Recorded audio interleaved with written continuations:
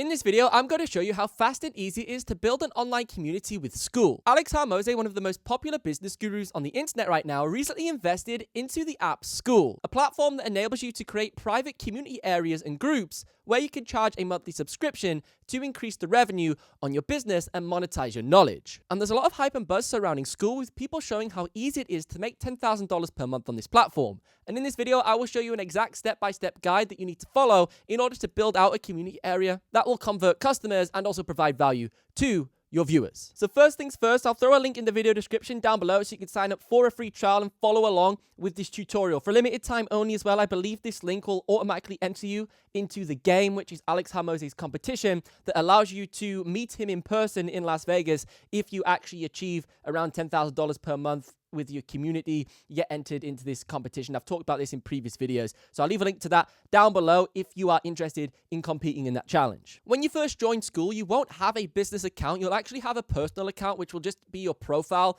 that you would use to engage in the different communities. Effectively, this is just like your LinkedIn profile, your Twitter profile, where you would just like comment with your username and profile picture.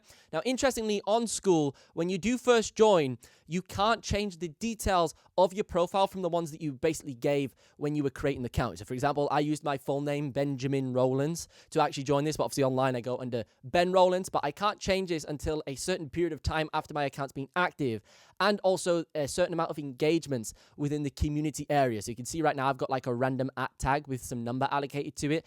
After I've gained 30 followers and also done 90 comments and contributions in different communities, I'll then have the ability to change this to whatever I want it to be. But this isn't the end of the world, because we're not here to engage on other people's things. We actually want to create our own platform, which will naturally get followers and comments anyways, where we can change this later down the line. I personally wish you could just change it straight away, but I guess this is what they do to stop spam accounts and people stealing like usernames and stuff. So I guess it sort of makes sense. So if you use my link down below, the sign up page would look something like this. You were referred by Benjamin Rowlands. That way you know you are in the right place. So from here, we're going to allocate the name for our group. So once all of that is completed, you will then have this blank canvas for building out your community area. I have to admit, this is probably one of the easiest website builders or community area builders I have ever used. You'll be flabbergasted by how fast you can get this up and running. Now, I personally use Kajabi for hosting my music online courses. I also have a channel where we do music, play guitar and stuff like that, as you can see in the background here.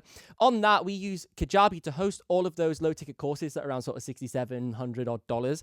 And it works really well, Kajabi, for facilitating that, because we want a marketplace where people can go and buy these one-off purchases, browse the website, and just watch them within a course player. Of course, on Kajabi, you can build out community areas with Kajabi 2.0, because they did recently acquire Vibely, which was a major competitor to Skool. And basically, Kajabi and Skool, I would say, are the two most useful online education platforms that you could leverage at this current time. Kajabi is great for building out a more traditional flagship website, and Skool's definitely brilliant for just creating a community area if that's all you care about. So you want your social media accounts and then a place where people can just watch some exclusive content, and it's very easy to set up. I'll provide a link down below in the description to Kajabi. If you use that link, you get an extended 30-day free trial. So instead of 14 days, you get 16 extra days for free, giving you a total of 30 days to try the app out completely for free, no charge at all, to then decide if you would prefer to host it on Kajabi or host it on Skool. But let's continue with building out the Skool area. So first off, I want to show you the different tabs if you have no experience with Skool. I do have a video where I've talked through all the features of Skool as well, but if you have no experience of how this operates, it's very, very clever. So the main community area is essentially like a dashboard, like you would see within a Facebook group or any traditional social media platform, where people can write things and have general discussions. You can go ahead and also create different filters, so general discussions, announcements, things to be aware of, or different topics that people want to talk through, where they can choose these topics here within the category period. So that allows you to just organize the content in a much nicer manner. But then also you have classrooms, which is where you will be hosting your online courses and private videos and online education. People can jump in here and watch and progress through these videos. And then the calendar is probably one of the most powerful tools of Skool. Now, inside of the calendar, you can create special events, and these will directly link up to the likes of Zoom, for example. And this could be a workshop or a live stream, essentially, where people can join this group Zoom call and they can consume you doing a presentation, you answering questions, you playing video games, whatever you want to live stream through Zoom, you can basically set up within this calendar. And this is where I feel like the value comes in for some of these monthly subscriptions, because I'm seeing a lot of people charge around $97, $97 per month. But within that, they're going live maybe once or twice a week to answer questions and provide that value to the community. Now, obviously, if you've got like 1,000 people paying $97 per month, it's going to be worth your time going live for 1 or 2 hours throughout the week and preparing all of that content. Of course, you're not just going to go live and talk nonsense for an hour. You're going to prepare some stuff to teach them. But that's what I've sort of seen as the recipe on Skool that people are definitely leveraging, is this tool here in regards to the live streaming and connecting with that viewer and setting up special events. Because as well, when you set up an event, you can then email everybody within the community dead easily and just notify them this event's going to happen. Whereas when you try and live stream on the likes of YouTube and Twitch, only like 10% of your followers ever see it. And then it means you're only live streaming to like 100 people when you could be live streaming to like 2, 3, 4, 10,000 people, concurrent viewers, which is frustrating. Then you've got the members area, which again will just show you all of the people who are a part of it. You can also invite people in here too. So you can go ahead and type in an email address and give them special access to certain things. And then this is one of the most powerful features. Another powerful feature is the leaderboards. Now, the leaderboards adds a degree of gamification to your Skool community area. So gamification, if you aren't aware, is basically levels and accomplishments that people within the community can engage with, like mini achievements. It's all this false status almost in the community area, and it gets people's dopamine going. So they go, oh, if I leave 10 comments, I'll go to level 2. So this allows you to fabricate and manufacture ways for people to engage within the content you're posting in the community tab, which helps you in a multitude of different ways. It means you actually have an active and vibrant community because people are trying to level up on the leaderboard to be number 1, 2, 3, and 4. So you get them to engage and answer other people's questions and post about things and ask questions themselves. So it keeps things live from that aspect, but also you don't have to make as much content. A lot of the time, like a Facebook group and older ways of hosting this part of your business, people would have to create lots of original content. The content creator who owned the group would really have to force a lot of content daily, posting in there with different PDFs, different downloads to keep it active and the community engaged, so it just wasn't a dead group. Whereas with these gamification elements and all these status symbols people can achieve within the group, it just enables a little bit more of a passive way of running it that puts much less stress on you actually hosting and adding basically posts to the community area. And then the final main tab is just your simple about section. That is where you're going to add your main channel banner that will appear in these different areas, and then also just add a description of what the group's about. This is very important because this is the page people will see when they sign up to your group, whether that be through the link they use when they join, it'll be like the landing page almost, or whether it's via just browsing the Skool community. One of the coolest things about Skool is it has almost a marketplace for the different community areas. So you can go on and just browse around and see all of the different content creators with private groups on this platform and join them. So the bigger your group gets, the higher you'll rank on that homepage as well, a little bit like YouTube and the likes of those platforms where your video appear on the browse feature. So that gives you an additional traffic source for basically bringing in eyeballs onto your community group once it has a couple thousand members in there and it's actually something of substance on the platform itself. So let's first start with the branding of your Skool community. If you just click the upload cover photo, this will take you to the general settings about your group. Here you could change the group name if you weren't too happy with what you've called it. You know, I maybe wanted to remove the dashes. I maybe just want it to be Squad 87. So you can have a little bit of flexibility to go back on your initial decision. Same as well, once you've activated and completed your free trial, once those 14 days have expired and obviously you're now a paying customer, you'll then get the option to customize your URL. So this way, again, it prevents people from just signing up and stealing a load of YouTubers' URLs and then no one having actually access to what they need. So this will happen once you actually start paying $99 per month to be on this platform. So first thing we're going to do is we're going to add our icon and also cover image. Now I've already went ahead and prepared some assets for this, so we're just going to go ahead and click change. And then inside of my downloads, I've got some images that I've already created for other websites that we own, and obviously when we were developing the t-shirts and the products for this brand. So I'm going to have the 87 as the icon image. So we can go ahead and you can zoom this in and reframe it if required if you don't have a perfect image size, but this is already a square. So again, any image you've got from like Instagram could do for your profile picture, depending what you are requiring. And then we're just going to go ahead and click save and then process that. That will then apply, and as you can see, it recommends the actual file sizes here. This was actually a 1080p file, and it managed to compress it no problem. So it hasn't got too much bandwidth restrictions in that aspect, which is quite nice. Then same as well for the cover photo. We've got a couple of different options here. We've got the 87 background, which we've used on other logos, or we have got the Squad 87 logo itself. Now, for now, I'm probably going to go with the Squad 87 logo, but to be honest, I'll probably end up switching it out to this, I personally think, in the future. But we'll roll with that and click save. That now has got both of the branding elements on here perfectly fine. We've got the 87 and we've got the squad. But one of the biggest problems you'll still notice is this pink stuff. This isn't our branding. Our branding is obviously orange. So down here, we have got the default color that's been allocated to your community area. Now, luckily, you can type in the exact hex code in here of whatever your branding is. Obviously, I know what this number is, but for speed and simplicity for doing this course, I'm just going to go ahead and click the orange. And then this will now tie it all in, and we'll click update. That's now all updated. We've got orange as the main color, and we've now got all of the Squad 87 logos around the community area, which looks 1,000 times better than it previously did. Now, if you want to make some logos yourself, you can use software like Canva, which is like a free online Photoshop, essentially. There are some other general settings that you may want to tweak. Those are the initials. So this, if it was a Ben Rollins community, might be BR. But I'm going to actually just change this from S to 87. That's going to be the initials. And I'm just going to update those settings right there. Below this, you can change whether your group is private or public. If it's set to public, basically a bit like, is it Quora it's called? That platform where people can ask questions, and like the little, and Reddit as well, of course. People can ask questions and all the threads appear. If you have it set to public, basically you can have your community posts appear within a search page, a bit like Medium as well, that online blog posting platform. You can have your posts appear within like the Google search engine to help discoverability of the platform. Or if it's set to private, only people in the group that join with the link can see all of the contents in there. Now, next up, let's focus on customizing the community area. So this right now by default just has all and general discussion. Now, the process of going about and creating a post is relatively easy. You just go ahead and click write something, and this might be our welcome post. So we might create a post that might say welcome, and then here we might outline some of the guidelines of the community, where, you know, things what not to do, what to do, things people can post, they can't post, you know, don't spam with links to, etc. So here we might write some guidelines. So we'll write community guidelines here, and you can add whatever you like within this section.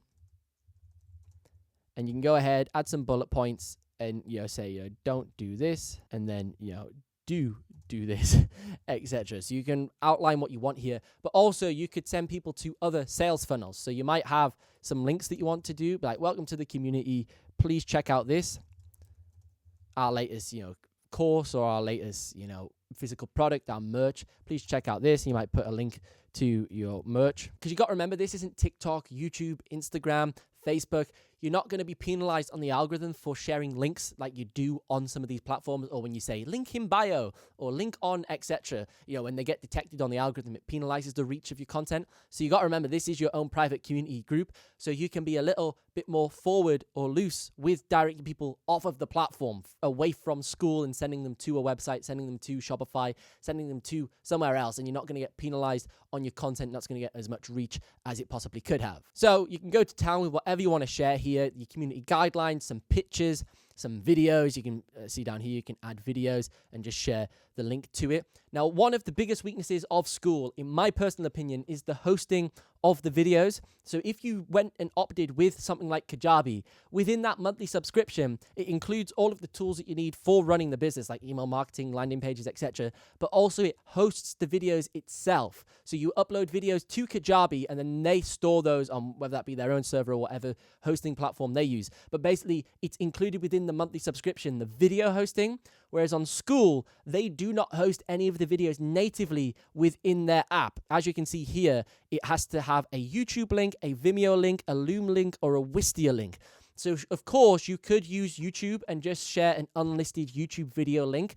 But an unlisted video link on YouTube is easy for people to share. They just literally click it over, open it in a new tab, copy paste, and send it to their mate. So if you're hosting your online courses within YouTube as unlisted privated videos, people can still share them with other people once they have access to it, and then put it somewhere for free on the internet. So it's not safe or protected like you would first assume.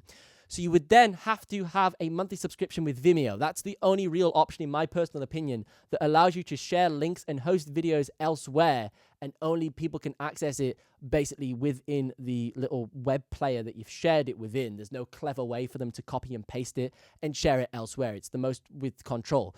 But Vimeo can get quite expensive. From personal experience, I know Vimeo can get very expensive. For example, for £100 per month, you can only have 500 videos uploaded. You'd assume, oh, it's 500 videos per month. But when you actually go down and read the videos uploaded in creation, it says here you can only have a video limit of whatever's allocated to that account. It says here, video limits apply to account level and represents the total number of videos you can have in your account at any given point in time. So you can only have 500 videos at $100 per month, and then you need a custom plan at this point, which is enterprise, which might get quite expensive, because when you inquire for an enterprise plan, they ask how much money do you make per year, or how much revenue does your business turn over, so they can sit there and go, oh, we could charge this person maybe $2,000 per month, or we'll maybe charge that person £400 per month. They tailor the quote depending on how big of a client you are, so they can be quite sneaky. That's why they never tell you what the actual pricing is for an enterprise client, because they change it vastly depending on who's emailing them.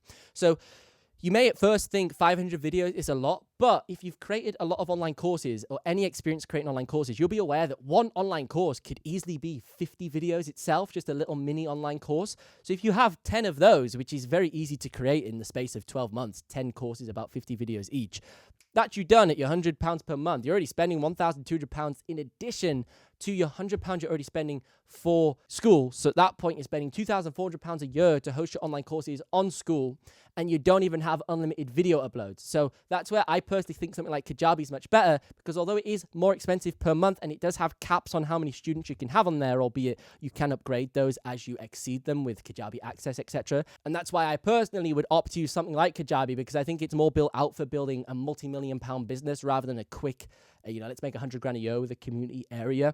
Just my opinion. Now, once you have built out your welcoming post, or just a post in general, you have the ability to choose the destination where you want this, almost like a tweet or group Facebook post, to go. So you can change whether it goes to the discussions tab or to the main tab or any other categories that we'll create in a minute. And then you can also send it out to all of the members via email, which is one of the great tools of this. One of the biggest problems about YouTube, again, you have 500,000 followers on YouTube, but probably only 10% of your audience sees your posts within the community tab, sees your videos when they get uploaded.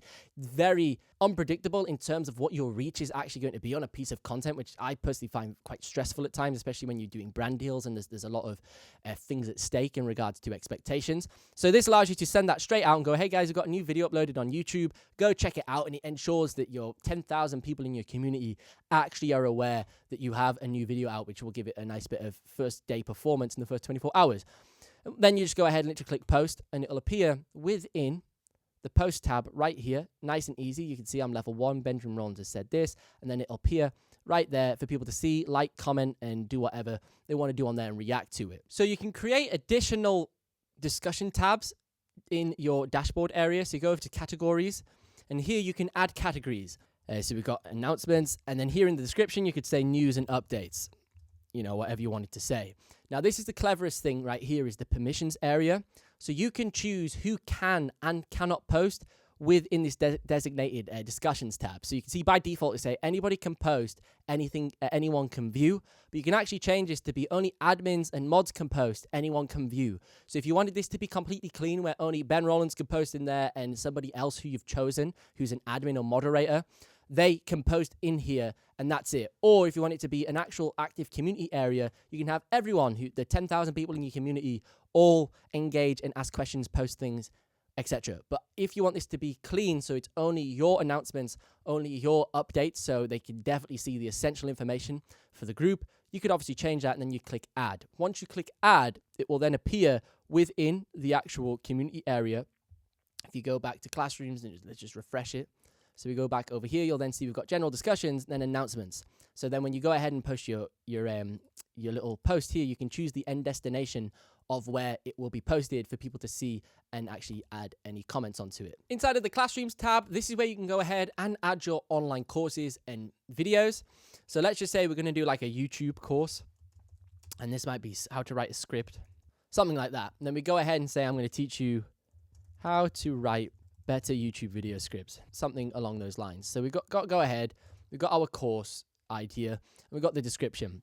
Down here, you can then choose who has access to this course. This is super duper clever. You can have all members can access it, so anyone who's in the group, whether that be free members, or you can have it only some members can have access to this. Another way you could do this is members of a certain level. So again, this goes back to that gamification to try and get people to engage in the community and unlock things and add value to the community. You might say you can only watch this video if you're level 10, or if you're level 7, if you're level 4. Then that way people as well won't skip ahead on educational content. You go, right, you have to watch this course first. Once you've completed that, you can then watch this course because you'll be the right level and you're not going to have a knowledge gap. You're going to actually understand the next stages and you're not basically going to complain going, this course was rubbish because you didn't miss the first part. So this allows you to control the customer journey a little bit better. So let's just say only some members have access to this. That's what we'll go ahead and do. Then we can upload an image here. So I've got a little image from one of our online courses that we've posted in the past. So we'll click and save that. And then you have the ability to save it as a draft or just go straight away and add this and it basically goes public. Once it goes live, within here, you can now build out all of the different modules. So we've got module 1. We can click edit inside of here and we can call this a, video 1, intro. Let's just call this intro. Then from here, you can click add video. Again, it has to be a Vimeo, YouTube, or Wistia link, an external platform for hosting your content, which is a huge weakness of a platform, as we just discussed. So you throw your Vimeo link in here. You could do a YouTube link if you had I just don't feel like YouTube's the way to go because people can copy and paste YouTube links really easily. Just from my experience of being a YouTuber, I just don't think that's the way to go. Then from here, you can add the video link, and then you can say something about the course, about this course video, if you wanted to. And then you go ahead and click add for any additional resource files, PDFs, downloads, any editing assets they might want to use for editing along with you and making the thumbnail, pictures or something, and then you just click save. Then once you click save, this video would appear right here. So for example purposes, I'm going to throw a YouTube link to give you an idea of what it would roughly look like. So you can see how it's got the thumbnail and it's got the playable image and the little about section. So that's what one of the first course areas would look like. Then if you want to add additional videos to a module or set in this instance, you go ahead and you click these little 3 dots on the new set and you would click add module in set. So it'll add another video inside of this little set. You can also rename this set by clicking edit set and you would call this, module 1. Click save. So then now you've got module 1 with intro, video 2. So you'd have video 2 and then you click this to add another set. So you can have video 3. So then that's everything right there. And then if you wanted to add another set, you just go to the top here, how to write a YouTube script or whatever your name of your course is, click the 3 dots and you would go ahead and click add set. You call this, let's say module 2 and you click add. This will then appear right here. Then you can go ahead and repeat the process, add further videos. Now, one of my favorite features when it comes to the course player on Skool in particular is the way that you can tick videos off. So from a student perspective, they can click mark as done and it will allow them to progress through the course in a to-do list fashion. Now, a lot of online course platforms do this, Kajabi, Podia, when you complete a video. But with the likes of Podia, for example, if you click next video, regardless of if they watched 10 seconds or 3 minutes, it will just mark it off as done.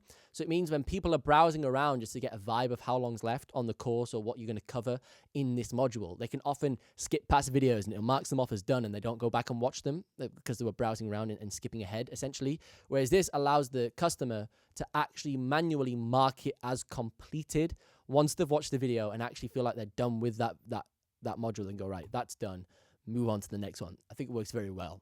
Once you've added your first set of courses, this is what it'll look like. So you can see here, people can go to the classroom area and see the different thumbnails and the brief explanation of what that class is going to be.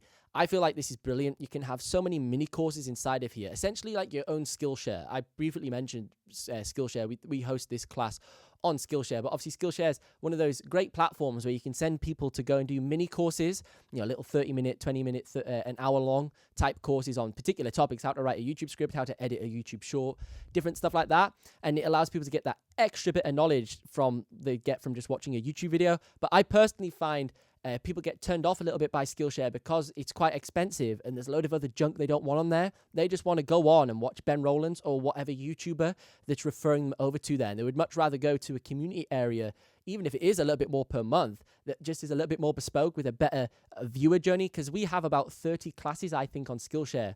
And it makes it difficult for somebody to go over to my profile and find the different courses that I reference in videos, because I might have done a video a year ago and said, oh, we've got a camera guide on this camera. And then, fast forward a year, I've done 15, 20 other courses on Skillshare, so it's lost in the thread. So I feel like this is a premium version of Skillshare almost as a business model, where instead of getting paid like 4p per minute watched on Skillshare and not owning any of those customers, you may as well direct that traffic over to a Skool community that's free and then there's a paid element to it for them to actually access the courses, and you build out something of substance. I think that would work brilliantly well because I just love how it lays it all out inside of here with the different pages and how easy it is to just browse courses by Ben Rowlands. Next up, we've got the calendar area. This is pretty obvious how you set up an event. You literally just click the plus icon, choose the date where you want to do the live stream. So let's say we're going to live stream on the 23rd of February. So we're going to go ahead, do that. And then you can choose the location. So is it going to be in person, i.e. this is a real life meetup event at a coffee shop or on stage somewhere if you're like some mega star, or you've just got a small local community for people in your area, businesses in your area. I don't know what you're doing.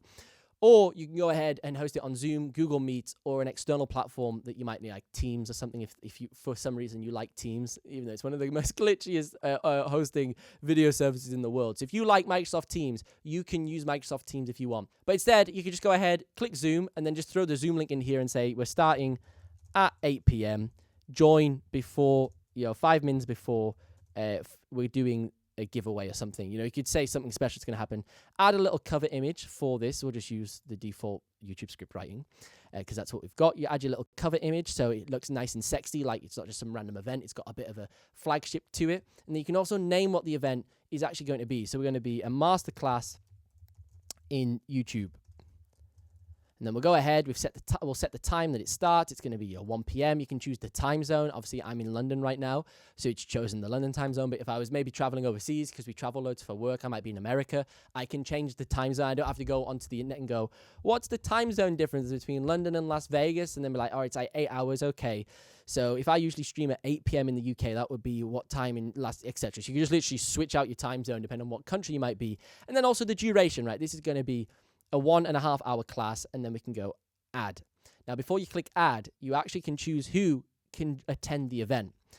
Down here is who can attend the event: all members, members of a certain level, or members in a certain course. So again, this goes back to how you can control a payment wall to the content. So again, you might go, right, people who are level 7 can access this course because they'll be ready for this degree of workshop and knowledge within this live stream. Or people consuming the beginner YouTube course can join this class because again, they are a relevant viewer for watching it. Or you could just do all members can watch this. You might be just giving some generic tips to those people. So I love that you have that control and flexibility so you don't have unqualified viewers coming into the live stream, which happens a lot on YouTube if you're trying to use that as your sales funnel. The same thing here, you can click remind everybody via email 1 day before. So again, all the people in your community, 10,000 people, 20,000 people, 1,000, 100 people, they will all get emailed that this live event is actually happening. And you can go ahead and just click add. And then this will appear within the calendar super duper easily. See right there?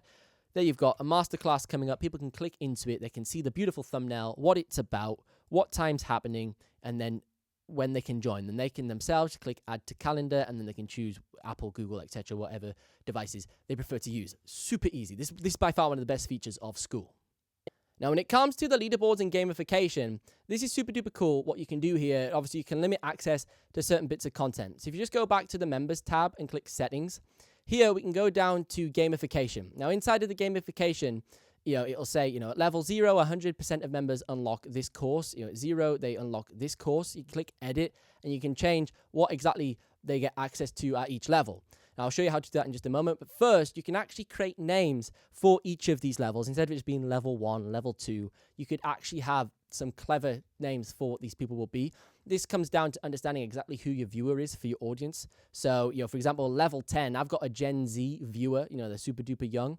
So they might be the GOAT. When they get to level 10 or level 9 or whatever, they are the greatest of all time. That is the GOAT level. So we go ahead and we name that the GOAT. You are the ultimate, greatest of all time. But level 1, again, because they're gamers, it might be noob or newbie. So we're going to name that as newbie or whatever you want to call it. You can go ahead, title these whatever you be. That's just an example. But obviously, we might want to have certain courses and classes unlocked at certain tiers. So if we leave that where it is and we go back to classrooms for a minute, go back to the course that we conveniently created a moment ago, and we click dot on here and click edit class. If we scroll down, we can put members of a certain level, and then we can choose what level people have access to be. So we'll say let's level 4.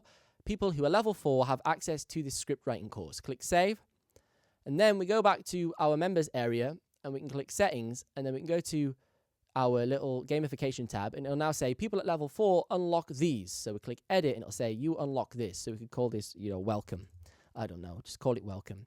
So they're making progress. So that could be where they start to get access to stuff. Then you can also see inside of the leaderboards tab, it tells the community exactly what they unlock at each level. You know, when you hit level 4, you unlock this. When you hit level 9, you'll unlock X. So it's cool to see how it basically encourages people to stick around and keep their monthly subscription active to gain access to all of this content. That is how easy it is to build your online community with Skool. You're probably looking at around an hour's work, and then of course you've got to go ahead and make your online courses, but fundamentally getting the basics set up, no more than an hour. It's very fast, efficient, and easy. I'm really impressed with how great this tool is. Now, if you haven't already, use the link in the video description down below to sign up for that free trial to Skool and get entered into the game so you can compete and maybe meet Alex Halmose. Or alternatively, if you're still unsure about Skool and you actually think this isn't for me, you should check out this video next where I talk about how Kajabi transformed my business and life and how it is my favorite tool for hosting and selling online courses, and it's so much better than something like Teachable.